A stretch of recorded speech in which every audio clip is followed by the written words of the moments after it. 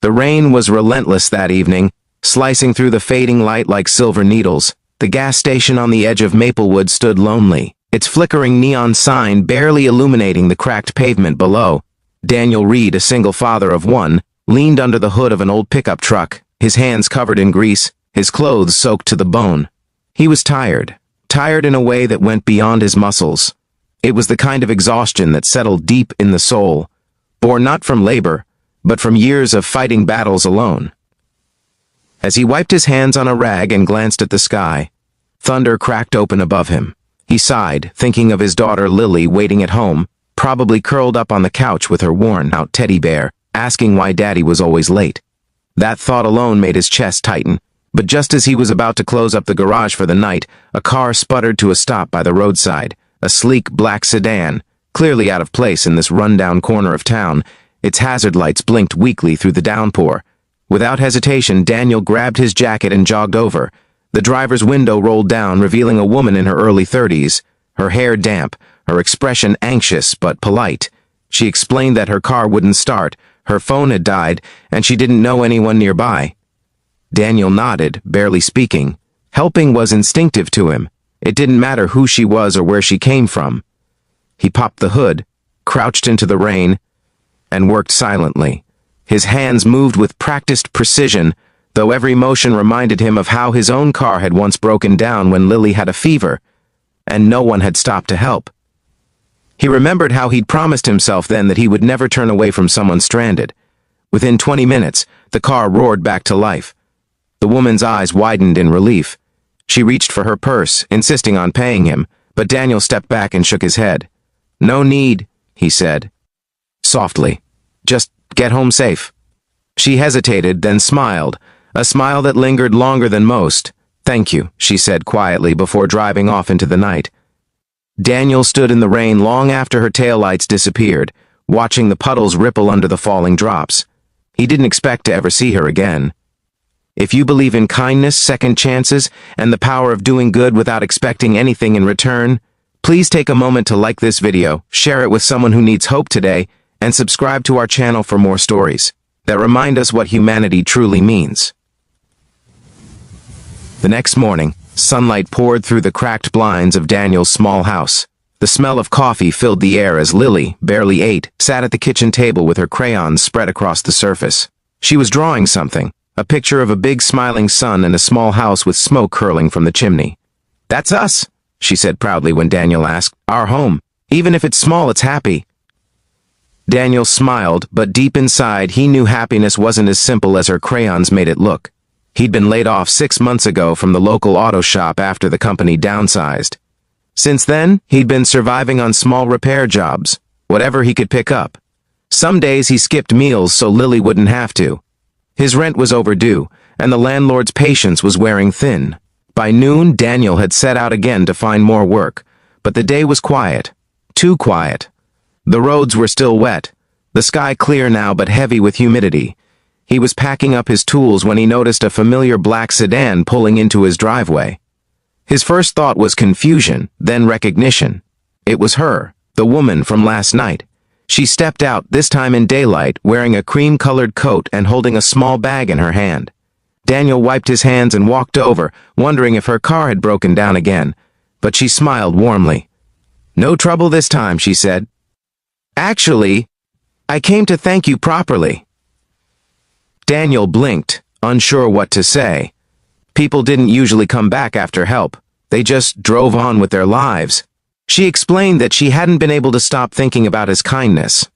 Most people, she said, wouldn't have stood in the rain for a stranger. Then she handed him an envelope. Daniel hesitated, but she insisted. Inside was a note and a check, an amount large enough to cover months of rent.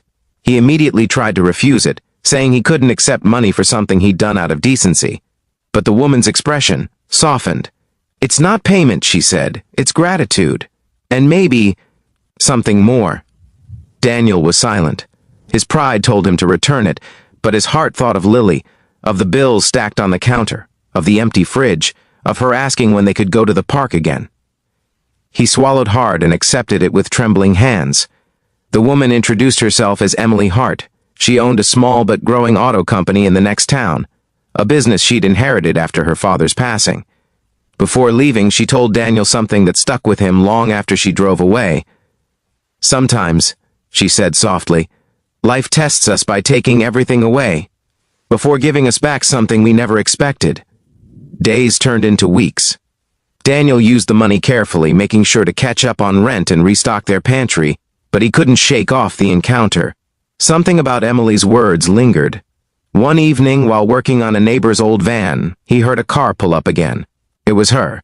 This time, she didn't come with money or thanks. She came with an offer. She told him she'd been thinking a lot since that night and needed someone she could trust to help run a new service branch for her company. Someone who truly understood people, not just engines. She'd looked into his background, seen his skills, and believed he was exactly who she was searching for. Daniel stared at her, stunned. He'd gone. From nearly losing everything to being offered a fresh start. It didn't feel real. "Why me?" he asked quietly. "Because you didn't help me for gain," Emily said. "You helped me because that's who you are. That's the kind of person I want on my team." It was as if the universe had finally taken a breath and smiled at him. He accepted the job, unsure where it would lead but grateful beyond words. Months passed. Daniel worked harder than ever, learning new systems, managing staff, and bringing quiet humility to everything he did. The job gave him stability, but more importantly, it gave Lily her father back, present, hopeful, smiling again. She'd started calling him Super Dad whenever he fixed something around the house, her laughter filling the rooms that once echoed with silence. Emily visited often, sometimes to discuss business, other times just to share coffee and stories about her late father. Their conversations grew longer, their silences more comfortable. What began as gratitude slowly deepened into friendship, built on mutual respect and quiet admiration. One autumn evening, after closing the workshop, Daniel found Emily sitting by the hood of a car, lost in thought. The sunset spilled golden light across her face. She turned to him and said, "You know, my father used to tell me that good people are like anchors in a storm. You never forget the ones who pull you back when you're drifting." Daniel smiled softly. "Then maybe I was just lucky to be nearby when you needed one." Emily shook her head.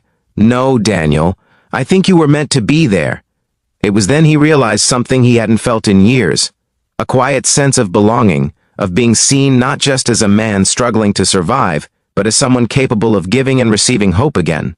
But life still had its tests. Just when things began to look steady, Lily fell ill.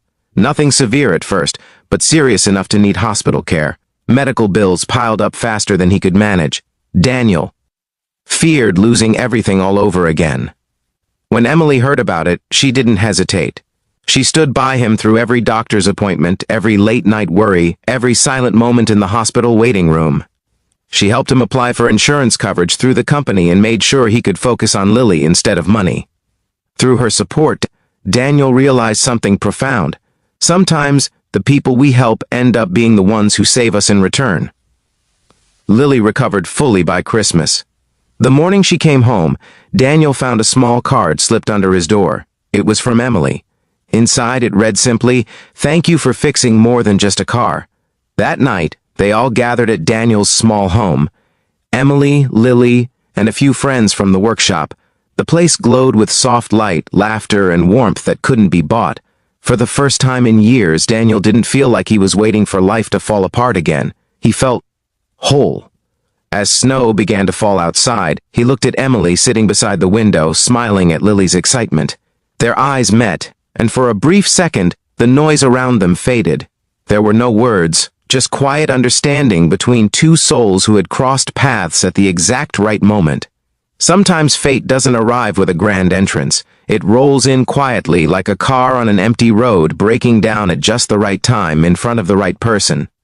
If this story touched your heart, please don't forget to like, share, and subscribe. Every click helps us spread more stories of compassion, second chances, and the power of kindness that changes lives. And before you go, tell us in the comments below. Have you ever experienced a moment when helping someone unexpectedly changed your own life?